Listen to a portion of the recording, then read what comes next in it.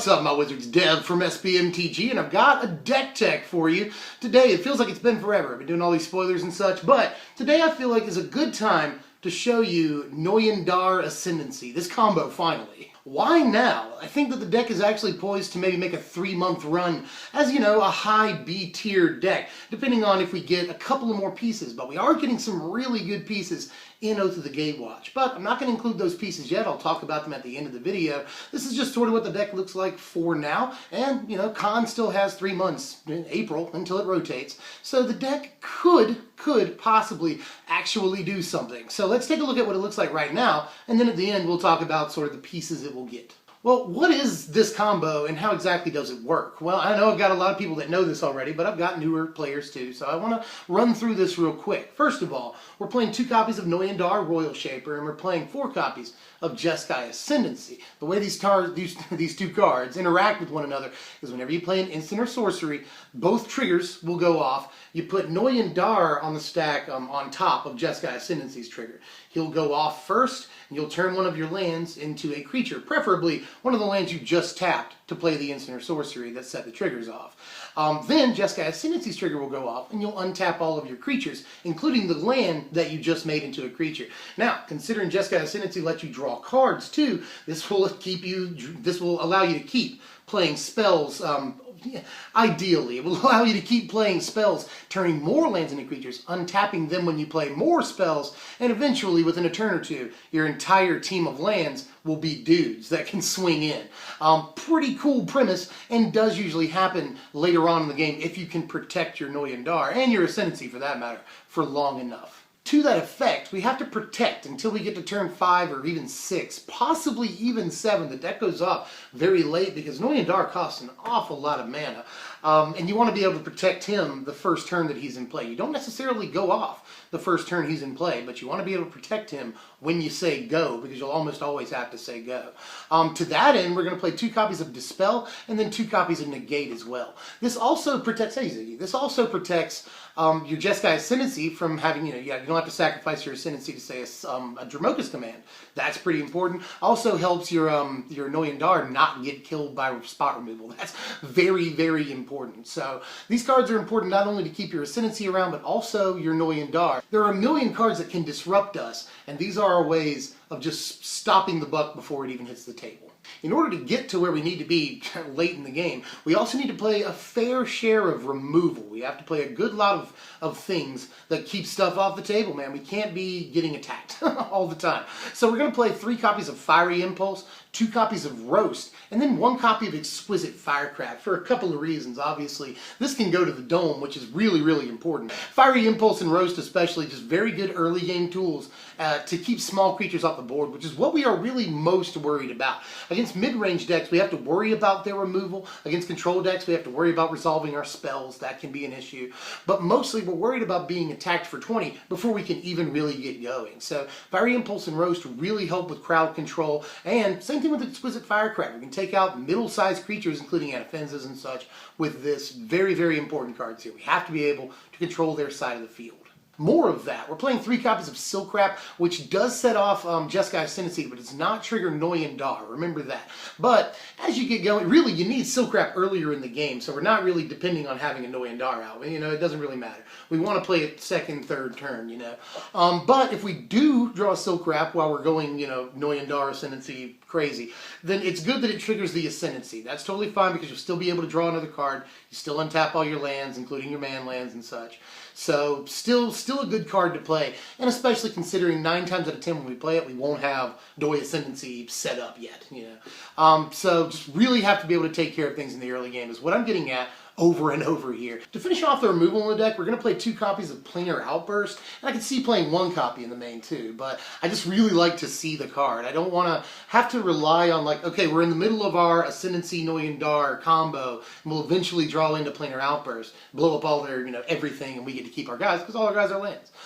That is the idea behind the card, obviously. We blow up everything on the field, but our creatures survive, because our creatures are all lands, except for Noyan Dar, obviously. But by the time we play Outburst, he's either not on the board yet, or he's already done his work. On the 5th turn, there's a lot of times we definitely want to Planar Outburst, and then next turn, Noyan Dar, and we have 6 mana, ideally, we are able to back him up with a Dispel against removal and stuff like that. So there's a lot of reasons why we want to Planar Outburst before we Noyan Dar. Really, really important that we're able to wipe the board in the deck. But obviously, if we already have a Dar and an Ascendancy out, and we've got a bunch of manlands, then Planar Outburst is awesome in that situation too. Wipe the board of everything except for our guys, swing in FTW. And 4 copies of Jeskai Charm in the deck. I'll talk about that too. This is sort of pseudo removal. It's good tempo. Putting the creature back on the top of their library is actually a really, really good option because we're going to be attacked into an awful lot while we're trying to get set up here. So that's a really good tempo play. But we've got a lot of manlands and stuff and we can't get quite through against all of their dudes. We haven't found our Outburst or something yet. Then being able to give all of our lands +1/+1 in lifelink is actually insane. You know, they all become at least 4/4s in this situation, you know, theoretically at least. And swing in with lifelink. So if we're only swinging in with like 3 lands, lifelink, it's like 12 life we can gain. And we're able, I mean, they're all middle-sized creatures. They're able to bust up some stuff in combat too. And hopefully get through for you. So just everything Jeskai Charm does is pretty awesome. And later on in the game, we can rely on that 4 damage to the dome really, really well. That's awesome that we can do that. We're playing 1 copy of Ojutai's command in the deck because I just think it's really, really flexible. When we do play it, we've got our combo set up. It allows us to draw a card off the Ascendancy and a card off of Ojutai's command if we're doing that. We can counter big creatures that we really don't want to see. That's pretty important. We can get our Jace back. Yes, we're playing Jace. There it is. It's revealed. Don't click away. We need it. Actually, I'll talk about things that we can use instead of Jace. And if you're not using Jace, don't use Ojutai's command. But in any case, Ojutai's command, great for getting back our Jace. That's pretty cool. And does a lot of other awesome stuff too. Don't just look at it as a this gets Jace back sort of tempo card. It does a lot of other stuff too that's really important for us. We're playing some cards that draw us cards here. A single copy of Anticipate, which you could up if you wanted to.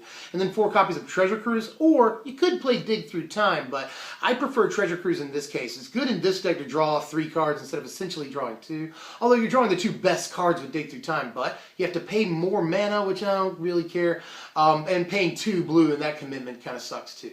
So I just think Treasure Cruise is slightly better in this one case here. I really want to draw 3 cards in this sort of combo deck so we can keep it going. You know, we got a lot of cheap spells in the deck. So something like Treasure Cruise just seems a little more natural to me. And then Anticipate, I think, is just a good sort of one-up. It's a good extra card. I had another slot in the deck. So Anticipate seemed really good to me, and it's been fine. And to finish off the main deck, I'm going to go ahead and apologize in advance. I've already talked about him for a second here. We're playing 4 copies of Jace, Vryn's Prodigy. Baby Jace, I know that he's fairly expensive still right now, but he's dropped like $30 in a month. That's pretty good. But he's still, you know, a card that costs dollars, so that's a problem. If you don't want to play Jace, I will talk about playing Jace in a second, but if you don't want to play Jace, you always play more Anticipate, possibly a single copy of Dig Through Time, or a single copy of Cruise if you're running Digs instead. You could also play Radiant Flames in the main deck, but be careful not to kill all of your manlands. You know, early in the game before we set up Noyan Dar Ascendancy, that combo, Radiant Flames is fantastic in controlling small aggro decks. But if we draw it after we've already set up, we can still elect to deal 2 damage and knock off a lot of smaller creatures so that we can attack for the win. So I think Radiant Flames is a main deckable card in this deck, but if you've got the money and the cards to play Jace, definitely play Jace. Insane to be able to recast all of these, what is it, 25 non-creature spells. I think it's like 22 that are eligible for recast because Silkwrap doesn't count. But say 22 eligible for recasting instants and sorceries in the deck, all of which are either good removal or good card draw of some kind. You know, having Jace is amazing, and drawing cards early game is great. If we can flip him before we get our Ascendancy combo off, he's really good at, you know, helping out against huge attack swings and stuff with his first ability, and awesome, again, recasting spells is great. So just everything about Jace is amazing in the deck, but if you don't have the money, don't want to play him, Radiant Flames is also fine. And we can play Radiant Flames because we're not playing Jace. We don't have to worry about killing our own Jace with flames. So lots of reasons to do that. Either of these things, but I recommend Jace. Here's 25 lands in this deck right here. This is pretty much working. You know, I've seen this pretty much the Jeskai base for decks that don't run black, you know. And I know that people will ask this. So the reason we're running Smoldering Marsh and Canopy Vista is so we can search either one of them up with, like, Polluted Delta, we can search up a red source with Smoldering Marsh. Wooded Foothills, we can search up a white source in Canopy Vista. That's why you do that. I get that question an awful lot. But this land base is fairly reliable. Just wanted to show it to you. And here's the board right here. We can do a fair amount of tweaking, but you can also see that we can sort of board into a more Jeskai-centric strategy. And yeah, Manus Rider is missing from this board, but you could put him in there instead of some of the removal options that we're playing. Like some more fine-tune against things like Ojutai, you know. Like Rending Volley is actually a really, really important card for us. But, you know, we've got Dragon Master Outcast, Soulfire Grandmaster, Gideon in here, so we can really board into a very Jeskai strategy. And Soulfire Grandmaster could be in the main deck, but I don't want to run too many creatures because I don't want to sort of disrupt the combo when it's in full swing.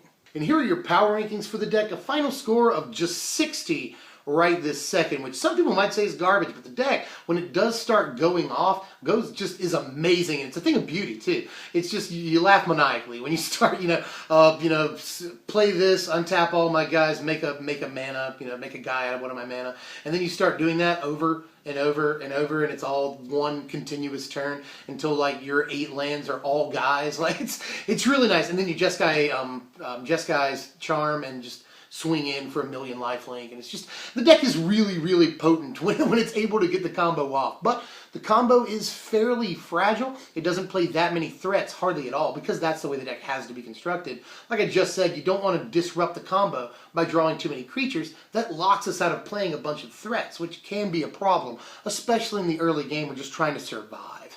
That being said, I do think that the deck will gain a little bit of power when Oath of the Gatewatch comes out. We get Jorian, Ruin Diver, who could be a good 3-drop for the deck, but like I've just said, we don't want to play too many creatures. I think he might be worth it, though. He really provides a lot of advantage for us. Crush of Tentacles is a card I could see the deck playing.